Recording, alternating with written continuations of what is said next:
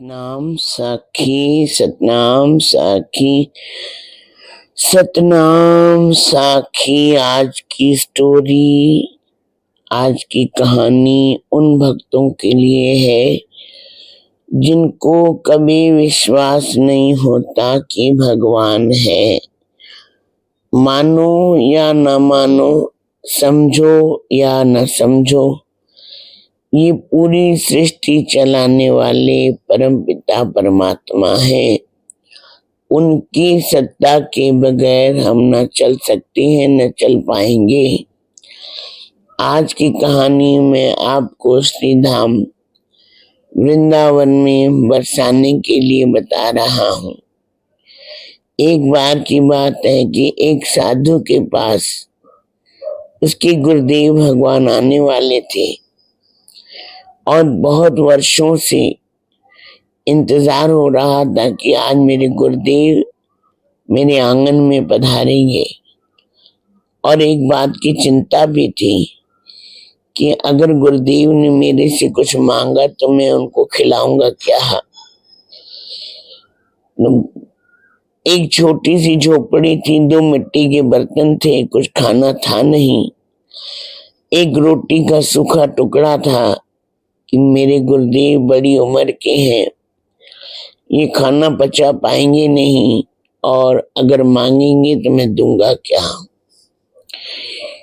इस बात की उनको चिंता सताए रही थी और अंदर ही अंदर में एक विश्वास भी था कि लाडली सरकार कुछ न कुछ जरूर करेंगी। लाडली सरकार के हम आधार पर बैठे हैं तो कुछ न कुछ लाडली सरकार तो करेंगी। आखिर उनके गुरुदेव उनके आश्रम पर, उनकी कुटिया पर पहुंचे। रात का समय, अब बड़ी उम्र के थे, भूख भी लगी थी, प्यास भी लगी थी।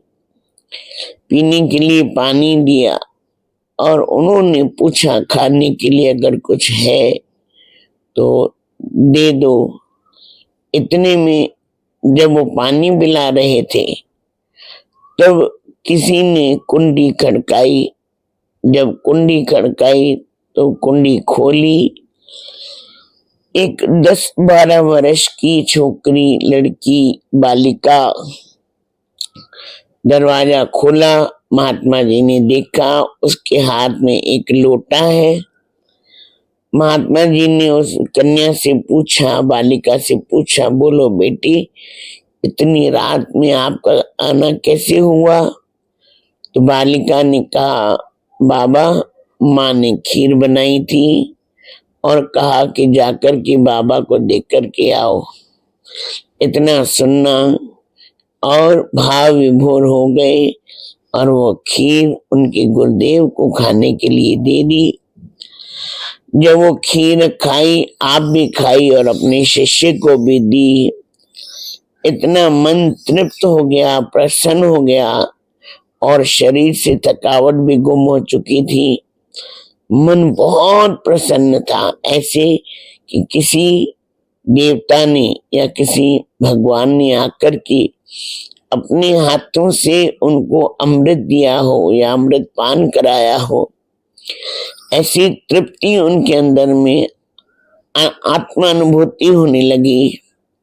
जैसे खा कर के और वो लोटा धोने के लिए गए। सुबह देखा लोटा धोने के लिए कि ये तो चांदी का लोटा है और इस गांव में ये चांदी का लोटा किसी का हो नहीं सकता।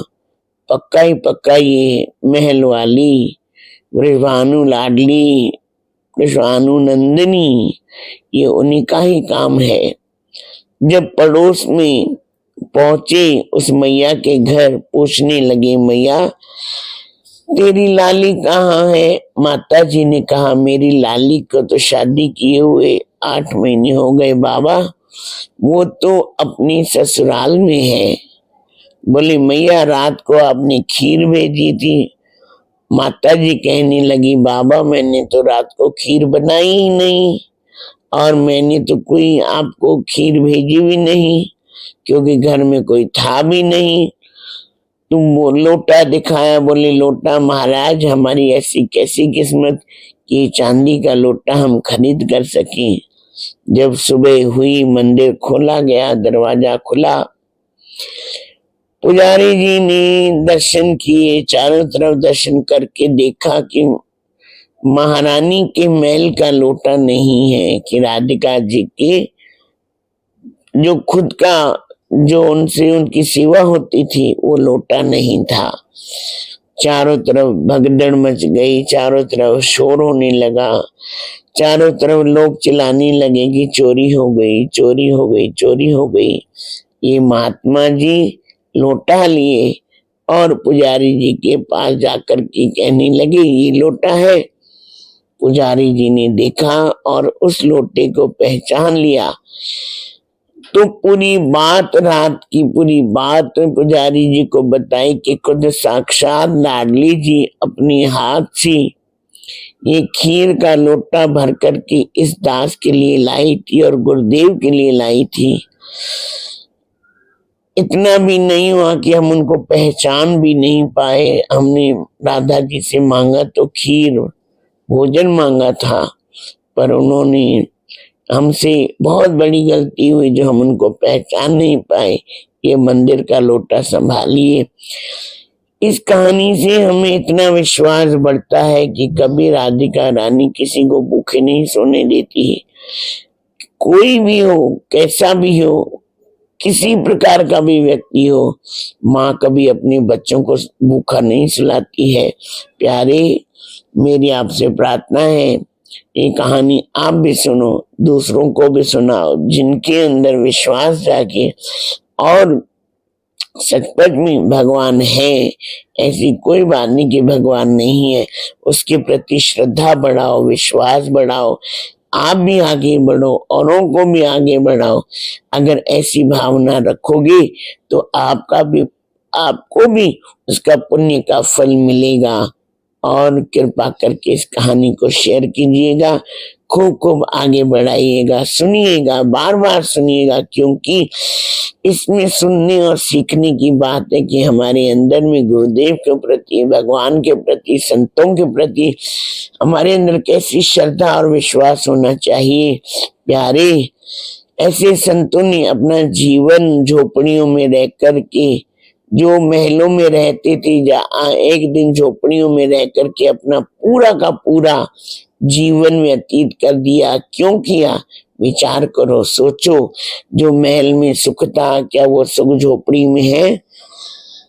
क्या वो झोपड़ी में वो सुख मिल सकता है? कभी नहीं। इसलिए विचार करना जरूरी है। ऐसा क्या है कि संतों ने अपना सुख छोड़ करके और उस परमपिता परमात्मा की आधार में, उसकी ओट में बैठे हैं और दिन रात उसका चिंतन करते हैं, भजन करते हैं, भक्ति करते हैं और नाम सुमरन करते हैं। विचार करना, ध्यान देना, शेयर करना, लाइक करना, आगे बढ़ाना, क्योंकि मुझे कोई धंधा नहीं करना है।